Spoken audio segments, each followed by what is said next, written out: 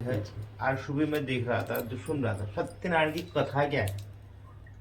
भगवान राम की कथा आपने सुनी होगी। बाल्यकाल का जीवन बीता उनका, उसके बाद वन का जीवन बीता, फिर राजघाट में। वैसे कृष्ण का आपने बाल लीलाएं देखी। सत्यनारायण भगवान कब पैदा हुए, कब उनका बाल्य जीवन पैदा हुआ, क्यों खाली 5 ही वो कथा है। सत्यनारायण है क्या, कथा क्या है। सत्यनारायण में जो है ब्राह्मण की कथा आई है, बूढ़े ब्राह्मण, दरिद्र ब्राह्मण की। उसके बाद जो है कलावती काष्ठ विक्रेता, लकड़ी बेचने वाले लकड़हारा की आई। उसके बाद जो है उस बनिए की आई, जिसमें लीलावती कलावती का वर्णन आया। फिर राजा पंचम अध्याय आया था, फिर लास्ट में ग्वाल बाल में खत्म हो जाती कथा। लेकिन सत्यनारायण की कथा क्या है, विषय है सत्यनारायण की कथा।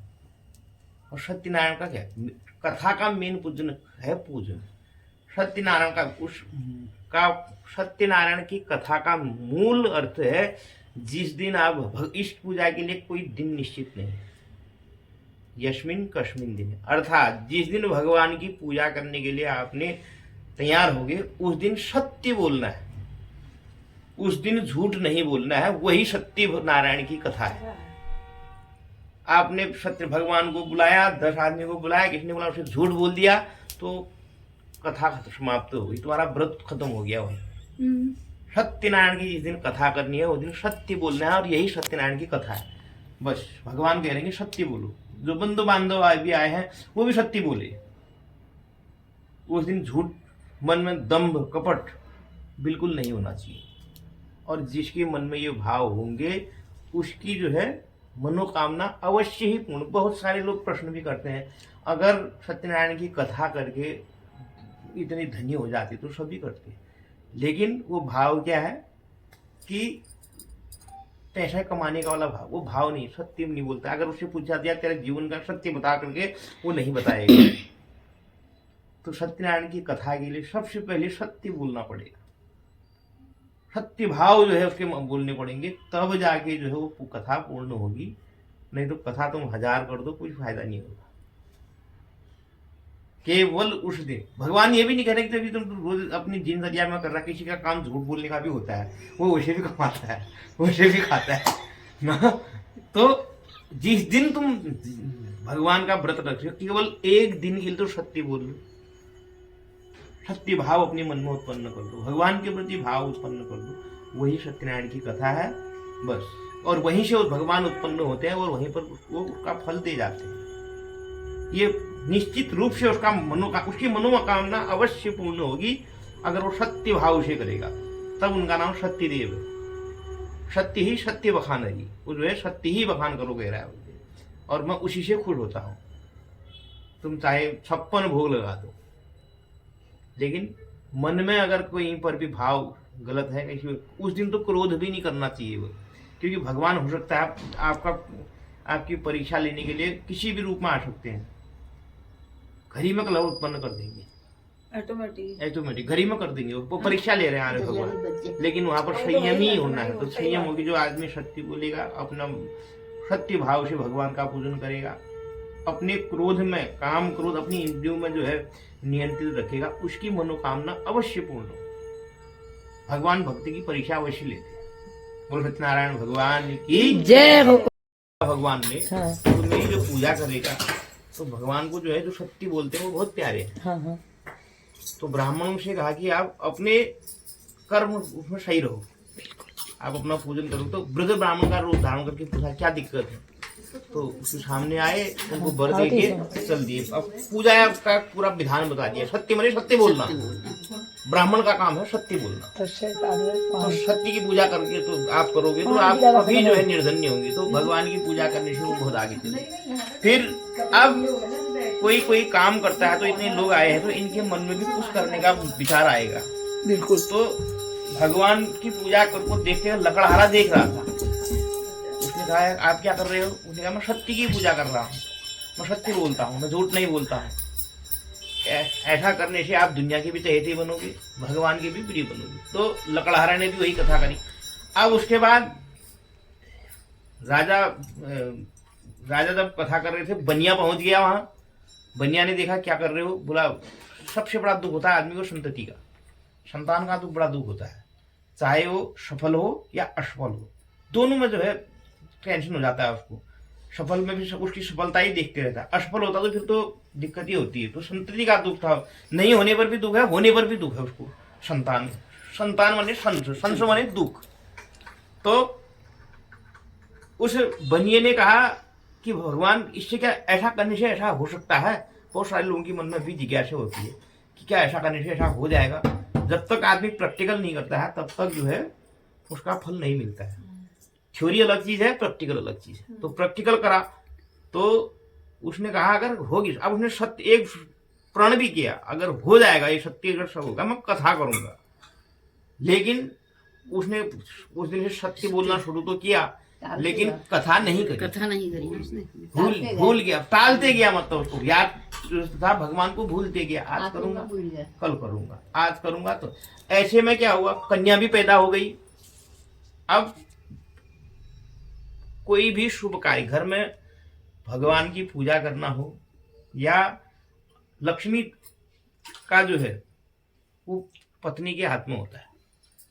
वो पत्नी का काम है कि वो लक्ष्मी को किस जगह लगाए। आप आदमी का काम है पैसा कमाना, और पत्नी का काम है, लक्ष्मी है ना, उस लक्ष्मी का काम है उस जो द्रव्य, जो माया हमने जोड़ रखी है, इसको किस जगह पर लगाए आप।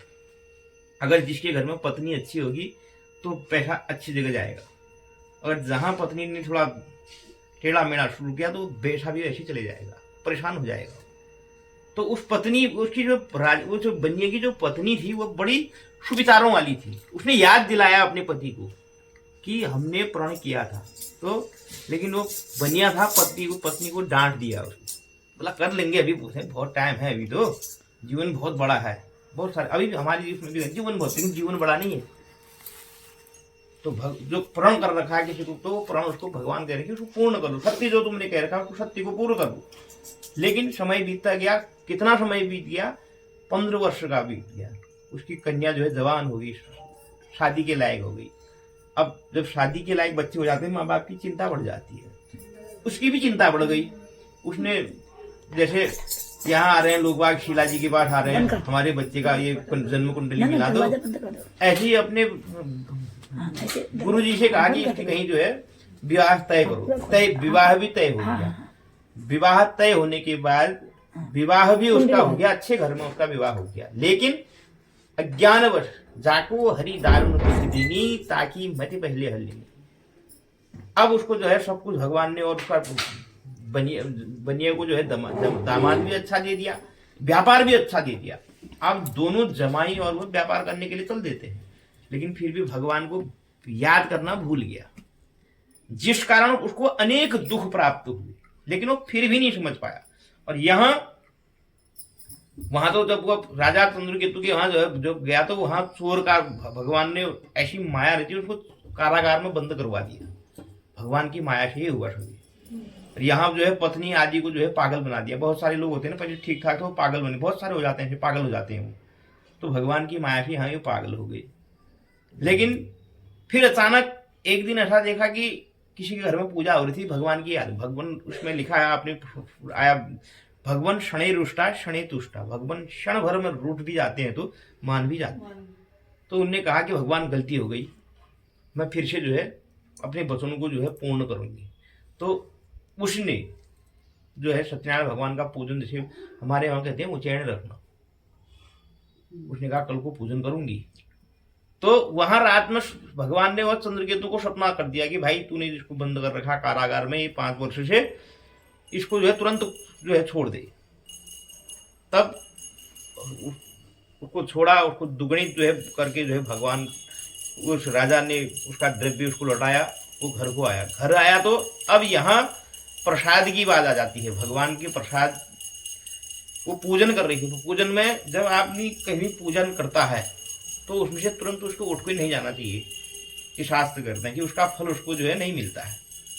अब वो पूजन कर रही थी, उसकी माँ ने कहा कि आज बहुत समय बाद वो दोनों तेरे पिताजी भी और तेरे पति देव भी जो है आ रहे हैं।